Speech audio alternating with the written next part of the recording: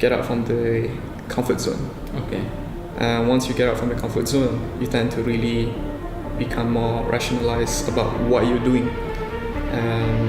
And you find that time is really essential and it's really imperative also. So yeah.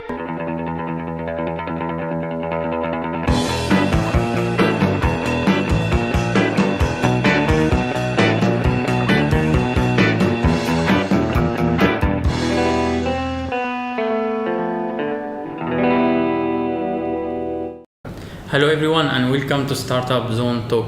So today I'm here with Harith Bakri. He's an amazing young entrepreneur. So he's going to tell us about his startup Gala Space. So welcome Harith. Thank you. Thanks for having me. Yeah. You're welcome.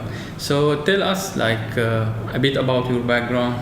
Where did you grow up? How you was in school until now? So since my personal background is just that I was born in KL, raised in KL also. Okay. So I'm been in KL ever since my life. So yes, speaking of myself in school, I was a troublesome kid. Oh. Yes. Okay.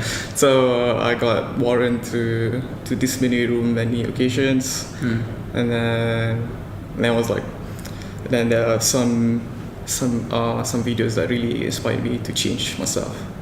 So from that moment, I really would like to take myself seriously in life. Okay, so there was a time of chaos in your life previously. I wouldn't say chaos, but mostly ignorant times. I would say, Okay. Fun times actually also. Okay. So that's the thing I would consider. Yeah. And let's say in terms of grades, I always ask. I want to know the entrepreneurs how they were doing at school. So how was your grades? How was your performance at school? Well, my grades are terribly bad. Okay. And in high school actually, but when I got into uni, my grades surprisingly went well. Okay. I got into my CGPA for foundation was 3.1. Okay. So it was quite average in a sense, but I managed to do well. Okay. Yeah. Why do you think there was this transformation? Because I was not given an autonomy or freedom of choice in school. But yes, maybe by that time, because at this age, during the high school age, we are not really given any choice because we still have a lot to learn. Okay. And decisions are not really come into them at this stage. So you think that happened because maybe now you're studying something you are more passionate about compared to in school they teach you everything, history, math, language, it's everything, even so something you're not interested in or maybe you will never use in your life, you still have to study. Is it that I agree to that because when I got into uni, I really able to learn the things that I want to learn. And by learning the things that I want to learn, I'm able to capture and obtain the hobby or the interest of the particular subject. Okay. Yeah. So you went to uni. Which uni and what did you major in? So I'm currently studying in University Malaya Wales. Okay. So my course is currently computer science. Computer science. Yes. Okay. So we are the same. Same background. Yeah. But I'm much older than you. Yeah, so I think I graduated 2009. 2009. Okay. Yeah. How old were you at that time? 10. 10. Yes. Oh, okay. So tell us about Gala Space. What is Gala Space about? Sure. Why not? So Gala Space is Okay, before you tell us about Gala Space, how did the idea of Gala Space came, and then tell us about I see. The idea just came out from my dad actually. Just because he sees the potential of it. Because Malaysians, particularly Malays, are really into weddings. Okay. So my dad discovered this solution that because my family members are trying to organize their weddings, and there were a lot of problems that came in also, such as organizing and contacting with other vendors, finding the venue, finding the catering. There's so much. So much to consider also. Yeah. And also because of that, speaking of budget coming in also, because there might be venues that really nice, but then when you came into that place, you might have the expectation of seeing that the space is expensive. So that's the idea of Gala Spaces. So we want to connect a bridge between event planners and also event space provider. Okay. Yeah. So it will help the event planners to find a proper space according to their budget or specification. Yeah, that's right. And at the same time, those who own those spaces, they can rent those spaces to these people. So you are like bringing these two parties together. And okay, so it's more. It is like a listing for this. Yeah, it's just like Airbnb actually. Okay. So we want to solve that also to the students who organize a house party, because there have been a series of cases that when you rent an Airbnb is used for a party, not for accommodation. So that been considered as abuse. Abuse. Yeah. So we're gonna use that as a solution. And what type of spaces is there? Is it just the traditional type of space, or you have like many different kind of spaces, or like untraditional type of? So initially is that we, in the early days, initial plan is that we want to capture traditional space. But as soon as we discovered that there are a lot of people who are facing these similar problems, such as the personal tutor, who are organized dancing club. Okay. From that moment, we're trying to expand classrooms, dancing studio, even a podcast studio also. So from that moment, we see how credible and how the problem is we're trying to solve. Okay. Yeah. And where do you operate currently? So currently we are based in Singapore. So our partners, the event partners only are based in Singapore. But soon, in the next few weeks, we'll be launching to Sarawak, Malaysia. Yeah. Kuching or where? Yeah, Kuching specifically. Kuching. Yeah. I've been to Kuching. It's a very nice place. Okay, tell me how many of you are you the sole co-founder, or you have other founders with you? Yeah, we actually have 4 team members right now. 40. 14. Yeah, four.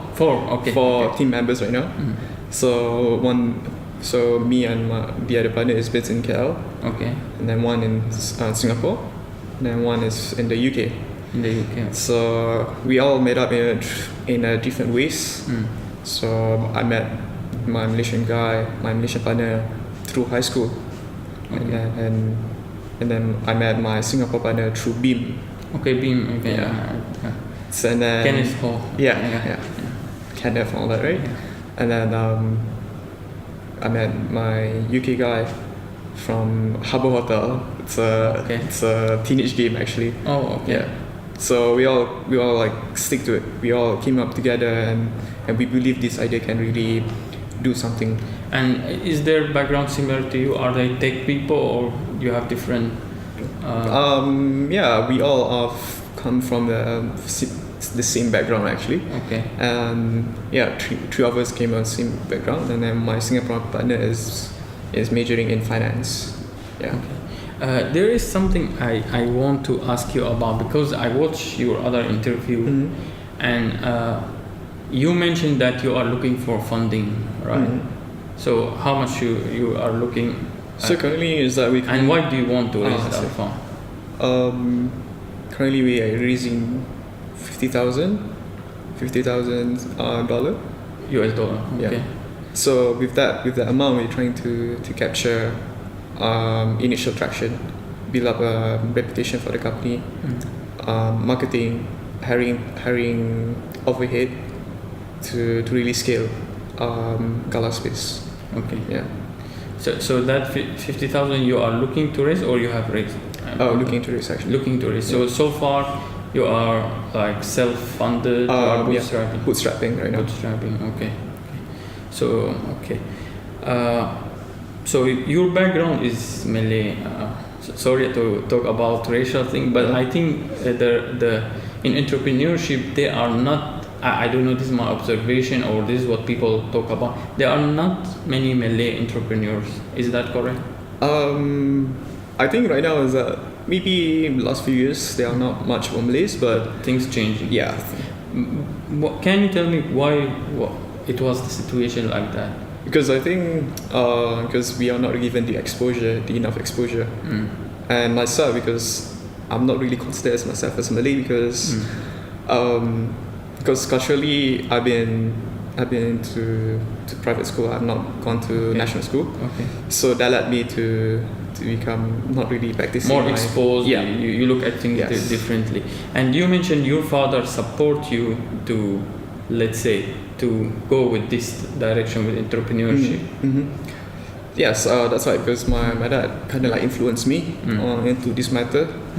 But yeah, so he actually, as an Asian parent, you don't want to really direct to your child. So it's more towards like doing get things done vaguely, so that myself has the what's called the liberation to think and make decision by themselves. So after I asked you about Gala Space, now I want to ask you more questions about yourself.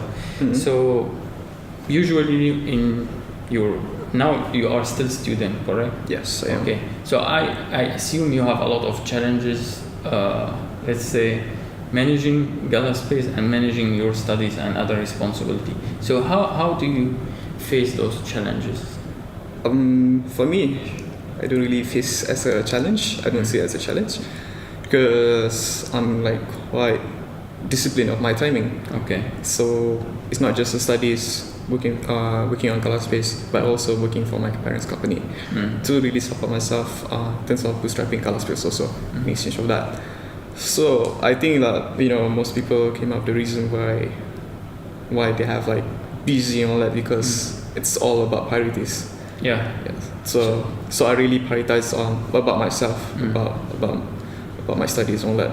So with that, I don't really face any kind of issue actually. Okay, so if there is a conflict, some task you have for Gala Space or some study, which one is higher priority? I would say studies. Study, more higher. Yeah, that's right. But then in each day there's 24 hours. So I tend to sleep about 5-6 hours. Okay. So I really have that time to really do something about it. Yeah. Okay. But let's say if you found an investor, and let's say if I wanted to invest, let's assume I'm an investor and I want to invest in your company, it will like make me think a bit, because if I want to invest in someone, I want to know he's committed all the way, let's say, to his startup. So don't you think your study might like stand in your way for that's right. I think that's what hinders us actually right now, because we are still students, and we have already pitched several VCs in Singapore, and what they've already given to us is that they like our idea, our platform, just that our team members are really not really in the good position to get funded, because we are still students. So you see, they don't take it maybe very serious. Yeah, because not really seriously, but VCs are more to the ones who really invest into you, into the full timer. So that's the thing. Okay. Do you have any regrets? My regrets is that I do not really fulfill my time very seriously, because I see that when I reach 18, I feel like there are things that I would like to redeem myself, to fix myself, because I really waste a lot of time, such as watching Netflix and all that. So by doing that, I would like to really do something about it, and not to waste or dwell upon my regrets. Okay. Okay. What is the most thing you are grateful for? I'm really grateful for my family. I'm grateful for my dad, my friends, especially two key figures that really given me moral support. So firstly is her name is Julia, and then second is Kasamir. So they've given me moral support, all these kinds of friendships that I couldn't really get it easily. So those are things that I'm really grateful for. But the most importantly is that I've given the opportunity to really able to make decisions by my own. So that given with exposure and all that, yeah. Okay. Is there anybody like doubt what you are doing? Yeah, definitely. Yeah, because at the age of 14, I was like, I want to create app. Okay. So by doing that, I tell my friends I want to create app because there was like one Malaysian guy who created an app before he finished his high school. It was back in 2013. 2013. Okay. Yeah. So by that time, I told my friends I want to do something like him because he was named as Steve Jobs Malaysia. Okay. So by that time, my mom were doubting me that it shouldn't be done because it's too early at this stage. Yeah. Okay. And how did you deal with their doubt? And man, I was like, nah, I don't care. It's just about myself. I would like to really. I wasn't really proving to them. I want to prove myself that I can do something about it. I want to do something that is really meaningful to other people. And once I'm able to do that, people start taking seriously of me. Yeah. Yeah. What was that app you created? It was called Calendario. Calendario. Yeah. So it was a social app. Calendar social app. Calendar social app. So we formed a team through developers around the world.